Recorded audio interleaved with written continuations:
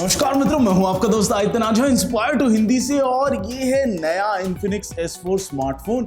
ये लॉन्च हुआ है आज ही और मैं आपको दिखाने वाला हूं उसकी एक जबरदस्त सी अनबॉक्सिंग और इसके सारे फीचर्स और बताऊंगा कि क्या ये फोन लेने लायक है या नहीं।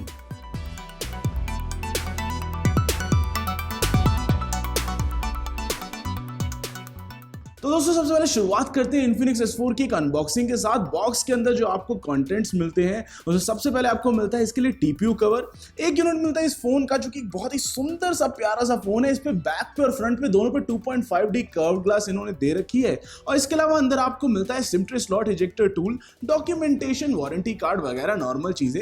5 वोल्ट 2 एम्पियर का एक चार्जर मिलता है अंदर और आपको मिलती है माइक्रो USB केबल इस फोन के लिए। बॉक्स के अंदर कोई भी इन्होंने ईयरफोन्स वगैरह नहीं दे रखे हैं। इसके अलावा आइए बात करते हैं इस फोन के बिल्ड और डिजाइन के बारे में। तो जैसे मैंने आपको पहले ही बता दिया है कि बैक पे और फ्रंट पे दोनों पे इन्होंने 2.5D कर्व ग्लास दिया और वो डिजाइन काफी सुंदर सा लगता है देखने में। और बैक पे मस्त एक ग्रेडियंट फिनिश भी दे रखी है। इस पे बॉटम पे माइक्रो USB पोर्ट है, 3.5mm जैक है, स्पीकर ग्रिल है। लेफ्ट हैंड साइड पे इन्होंने सिम ट्रे स्लॉट दे रखा है जो कि dedicated micro SD card slot के साथ आता है, जो कि एक प्लस पॉइंट है। इसके अलावा राइट हैंड साइड पे पावर बटन और वॉल्यूम रॉकर है इस फोन के लिए। और अगर डिस्प्ले की बात की जाए तो इसके अंदर जो डिस्प्ले इन्होंने दे रखी है वो 6.2 इंच की HD प्लस डिस्प्ले है वाटर ड्रॉप नॉच के साथ। और मुझे डिस्प्ले के व्यूइंग एंगल्स वगैरह सही लगे। इसकी जो मैक्सिमम ब्राइटनेस है वो भी ठीक ठाक ही जाती है। और जैसे अगर आप इसको धूप में ले जाएंगे तो उस हिसाब से मुझे लगा कि थोड़ी और ब्राइटनेस होनी चाहिए थी मेजर धूप में ले जाने के लिए, एकदम जो खतरनाक दिल्ली की धूप होती है वहां पे ले जाने के लिए। बट वैसे ऐसे इसका एक्सपीरियंस मुझे काफी सही लगा। बैक पे अगर आप ध्यान से देखेंगे तो इन्होंने फिंगरप्रिंट सेंसर भी दे रखा है और ट्रिपल कैमरा सेटअप दे रखा है। 10,000 से नीचे बहुत कम ऐसे फोन है जिनमें ट्रिपल कैमरा सेटअप है, तो उसके बारे में डिटेल में बाद में बात करेंगे। आइए अब इसके स्पेसिफिकेशंस वगैरह के बारे में बात करते हैं।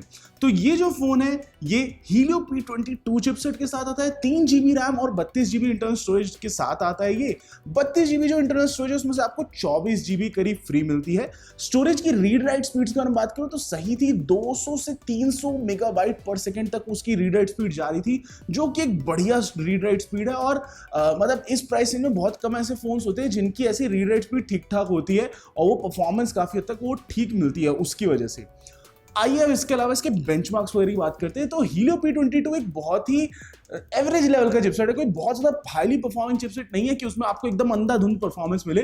तो वो मतलब यहाँ पे जनरल एक केस था कि इसकी जो बेंचमार्क परफॉर्मेंस थी वो एवरेज थी। गेमिंग परफॉर्मेंस जो थी वो भी एवरेज थी। PUBG जैसी गेम को आप इस पर लो सेटिंग्स पे खेल सकते हैं, हाई फ्रेम रेट का तो ऑप्शन आता ही नहीं है।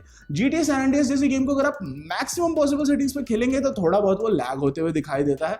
ये एक मतलब मुझे खामी लगी इस फोन की कि आप गेम्स को बहुत ज्यादा हैवी उस तरीके से नहीं खेल सकते हैं। आपको सारी सेटिंग्स लो या मीडियम पे रखनी पड़ेगी तब जाके गेम खेल पाएंगे।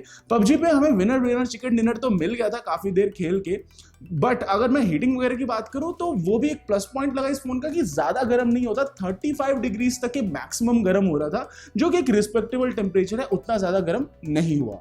ये जो फोन है 4000 mAh बैटरी के साथ आता है, क्योंकि इसमें Helio P22 चिपसेट है जो कि उतना ज्यादा पावर कंज्यूमिंग चिपसेट नहीं है और HD प्लस डिस्प्ले है, फुल HD प्लस नहीं है, तो बैटरी पे ड्रेन ज्यादा नहीं होता।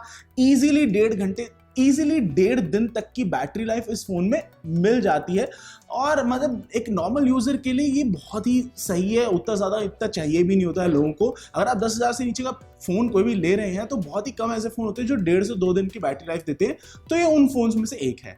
इसके अलावा आइए अब इसके एंड्रॉइड एक्सपीरियंस की बात करते हैं। इसमें जो इन्होंने एंड्रॉइड का वर्जन दे रखा है तो ये इनका आपको ना खुद का XOS है, जिसमें मतलब कुछ चीजें मुझे सही लगी, कुछ चीजें अजीब सी लगी। तो XOS के अंदर बाय डिफॉल्ट इसमें एक लॉन्चर भी जो है पूरा ऐप ड्रॉर के साथ जो है लॉन्चर आता है। इसमें कई जगह पे ब्लोटवेयर ऐप्स उन्होंने डाल रखे हैं जिनको हटाया जा सकता है, तो एक प्लस पॉइंट है, कम से कम हटाया तो जा सकता है। और उसके अलावा अगर मैं और अन्य खूबियों की बात करूं तो XOS के अंदर जो आइकन पैक वगैरह वो ऑप्शंस ठीक इन्होंने दे रखे हैं, बट वहीं जो दूसरा एक्सपीरियंस आता है कि जैसे जो आपका इंटेलिजेंट नोटिफिकेशंस वाला सिस्टम है जो कि एड्स वगैरह को हटा देता है, पर वो खुद ही ऐड जैसा लगता है देखने में, तो वो एक उसके मतलब अलग ही दिक्कत भरी चीज है कि वो खुद ही अजीब सा लगता है देखने में। बाकी वो है बहुत बढ़िया क्योंकि वो दूसरे ऐप्स के अंदर से आने वाली एड्स को एकदम रोक देता है, तो वो एक उसका प्लस पॉइंट होगा। पर्सनली 3GB रैम पे ये ठीक ठाक था, 1.5 GB के करीब रैम हमेशा मेरी भरी हुई थी। ठीक ठाक एक्सपीरियंस है, बट वही है, मैं बोलूंगा थोड़ा सा ब्लोटवेयर अगर ये लोग कम कर दे तो इनका जो XOS का एक्सपीरियंस है वो बहुत जबरदस्त हो सकता है। या तो फिर इन्फिनिक्स वाले इसमें स्टॉक एंड्रॉइड देते तो एकदम सोने पे सुहागा हो जाता। इस फोन के अंदर वाइड बैंड एलिमेंट का सपोर्ट नहीं है, हो सकता है OT अपडेट से आ जाए, पर अभी के लिए तो नहीं है। कैम टू API का सपोर्ट फुल है, बट मुझे एक भी Gcam का वर्जन नहीं मिला जो कि मैं इस पे पूरी तरह से चला पाऊं। सारे के सारे वर्जन में कैमरा फोर्स क्लोज हो रहा था। हो सकता है भविष्य में Helio P22 के लिए कोई बना दे वर्किंग Gcam मॉड, तब तक के लिए इंतजार करना पड़ेगा। वैसे तो कैम टू API का सपोर्ट फुल है, बट तब तक के लिए इंतजार करना पड़ेगा। ये dual SIM dual VoLTE phone है और dedicated micro SD card slot है, जैसे मैं आपको पहले बता चुका हूं, जिसके थ्रू आप अच्छे खासा इसकी स्टोरेज को बढ़ा सकते हैं। तो 32 GB पे आप लिमिटेड नहीं है। और इसके अलावा इसके अंदर फेस अनलॉक जो दे रखा है वो काफी फास्ट फेस अनलॉक है। फिंगरप्रिंट सेंसर जो बैक पे दे रखा है वो भी मुझे काफी हद तक फास्ट लगा। तो वहां पे कोई कमी नहीं की गई है कि ऐसा अंदर से लगे कि यार नहीं यार एक्सपीरियंस बेकार हो गया, वो नहीं है। फिंगरप्रिंट सेंसर भी हर बार सही से चलता है और फेस अनलॉक भी हर बार सही से चलता है। और इसके अलावा आपको इसके अंदर जो बैक है उस पर LED फ्लैश मिला हुआ है अलग से। और आइए अब इस फोन के कैमरा के बारे में बात करते हैं। तो बैक पे जो सेंसर्स आपको दे रखे हैं वो 13 megapixel plus 8 megapixel plus 2 megapixel sensor है। 13 मेगापिक्सल का प्राइमरी सेंसर है, इस पे 8 मेगापिक्सल का वाइड सेंसर है और 2 मेगापिक्सल का इसमें डेप्थ सेंसर दे रखा है। इमेज क्वालिटी की अगर मैं बात करूं तो मुझे काफी हद तक सही लगी। 10,000 से नीचे बहुत ही कम ऐसे फोन्स होते हैं जिनमें इतनी मतलब डिटेल वाली आप फोटोज जनरेट कर सकते हैं, तो वो एक प्लस पॉइंट है इसका। जो 8 मेगापिक्सल का वाइड सेंसर है वो भी काफी हद तक ठीक ठाक फोटो ले लेता है। और अगर वीडियोस की बात करूं तो बैक और फ्रंट दोनों से आप 1080p वीडियोस को शूट कर सकते हैं।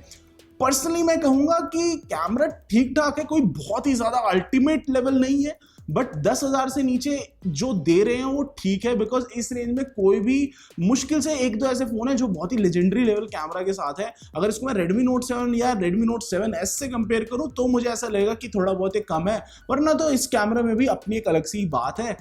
दिक्कतों की बात बोलूं तो जो बैक कैमरा से बोके मोड की जो फोटोज है उसमें एज डिटेक्शन पे बहुत ज्यादा काम की जरूरत है। वो एज डिटेक्शन सही से नहीं आ रही थी, तो मुझे ऐसा लगता है इनको अपना एल्गोरिथम इंप्रूव करने की जरूरत है। उसके अलावा मुझे उतनी ज्यादा दिक्कतें नहीं आई।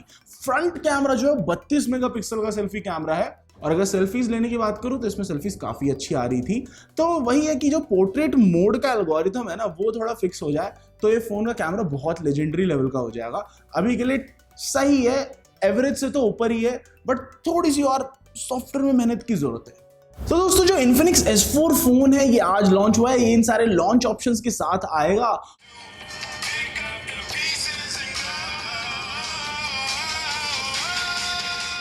और इसके अलावा अगर मैं प्राइस की बात करूं तो ये फोन 10,000 रुपए से नीचे आएगा। मोस्ट प्रोबेबली ये फोन 8,999 पे या फिर 9,000 समथिंग की प्राइस पे आएगा। और इस प्राइस पे इसके अंदर आपको एक सही बैटरी लाइफ मिलती है, अंडर पावर्ड चिपसेट है, कैमरा ऑप्शंस जबरदस्त हैं, लुक और फील जबरदस्त है।